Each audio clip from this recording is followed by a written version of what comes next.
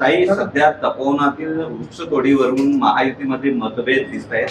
अजितदादांनी पाठिंबा दिलाय तर इतर पक्ष विरोध करताना पाहायला मिळत ते मुळामध्ये कुंभमेळा या महाराष्ट्रामध्ये अनेक वेळा झाला. मग अनेक वेळा झाला तेव्हा कशी सोय केली होती ती पाहूनच आपण परत पुढचा कार्यक्रम करत असतो. आणि ती झाडं आहेत ती 500 वर्षापूर्वीची, 1000 वर्षापूर्वीची, 2000 वर्षापूर्वीची. कारण एक झाड जगवणं इतकं सोपं काम नाही.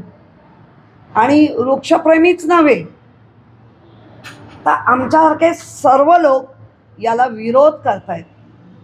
साधू संतांना जागा दिलीच पाहिजे, त्यांचा आदरातिथ्य केलाच पाहिजे. पण त्यासाठी सगळी झाडांची वाट लावून पर्णकुटी बांधून देऊन त्या काय जो काय महिनाभरचा जो काय प्रोग्राम आहे त्यासाठी हजारो वर्षापूर्वीची औषधी वृक्षसुद्धा आहेत, पावसाळी वृक्ष आहेत की जे पावसाचे ढग खेचून आणण्याची त्या झाडांची ताकद असते, असे वृक्ष आहेत. आणि असे वृक्ष तुम्ही जर पाडणार असाल साधू संतांना पुढे करून आणि मग नंतर तुमच्या अंधभक्त येऊन साधू संतांचा अपमान कोणाचाही कोणी कधीही अपमान करणार नाही. कोणच त्यांचा मान सन्मान झालाच पाहिजे. पण याच्या आधी जेव्हा कुंभमेळा आला तेव्हा कसं केलं होतं? तेव्हा झाडं बिडं तोडली होती का? तर नाही. आज पण तशाच पद्धतीने करा. झाडांचे जे डेरे आहेत त्या डेऱ्यानं एक करा, त्याच्यावर करून ती पर्णकुटी बांधा. त्यांनाही आवडेल कारण निसर्गाच्या सानिध्यात. पण झाड तोडलं नाही पाहिजे. कारण एक झाड प्रत्येकाच्या वंशाची वेल दाखवतं. कधीतरी आजोबा खापर पंजोबाणी लावलेली असते आणि मग खापर पंतूपर्यंत ते झाड कळतं. त्यामुळे अशी परंपरा, वंश परंपरा गेलेली अनेक वर्ष त्या झाडाला कोणी हात नाही लावला.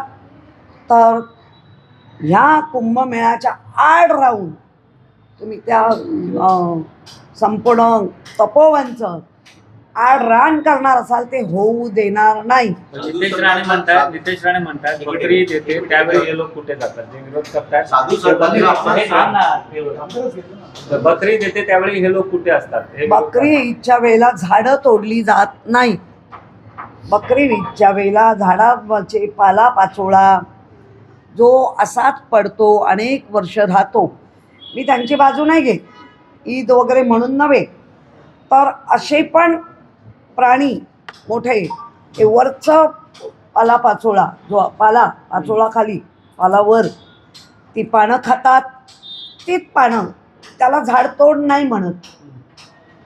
त्याला जी तोडली जाते त्याच्यामुळे अधिक मोठ्या प्रमाणात परत पानं येतात आणि झाडाचं मूळ कडक होतं, मजबूत होतं.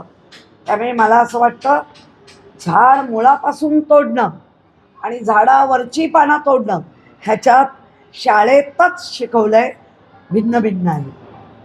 मुंबईतील ब्युटिफिकेशन तपोवनाच्या वृक्षतोडीवरून सयाजी शिंदेची जी भूमिका आहे त्याला विरोध केलाय गुणरत्न सदावर्तेंनी. त्यांचं म्हणणं आहे की साधू संतांचा अपमान सहन केला जाणार नाही. सयाजी शिंदेचं जगणं स्क्रिप्टवर आहे असं पण म्हणाले. मुळामध्ये ना त्या गुणवर्ते यांच्यावर काय बोलायचं? जेवढ्या स्क्रिप्ट लिहून देतात तेवढंच बोलतात, नंतर गायब होतात. त्यामुळे मला नाही त्यांच्यावर बोलायचं. साई, मुंबईतील ब्युटिफिकेशनचा जो प्रोजेक्ट होता त्याचा आता गाशा गुंडाळलेला आहे. कोट्यवधी रुपयांचा खर्च यासाठी करण्यात आलेला होता. मग स्ट्रीट लाईट असेल किंवा रंगरंगोटी असेल, मात्र आता यावर उत्तर दिलं जात नाही. नेमकं काय दिलं जातं? याच्यासाठीच खरे पालक लागतात.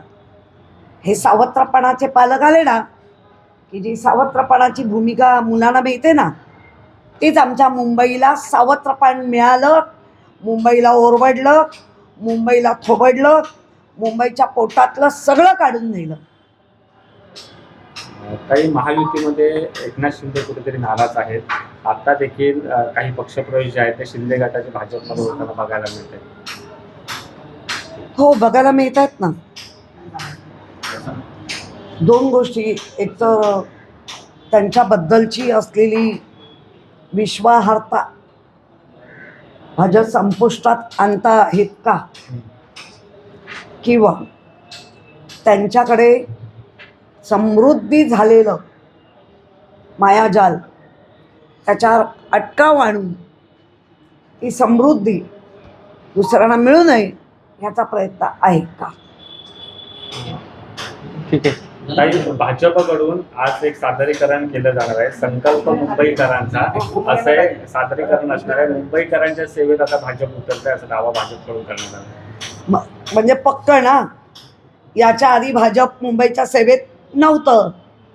फक्त आमच्या बाजूला बसून 25 वर्ष आमच्याच बाजूला बसून काय पाहिजे ते मिळवलं. आत्ता सेवेत जात आहे. अहो, आम्ही तर पहिल्यापासून सेवेत आहोत.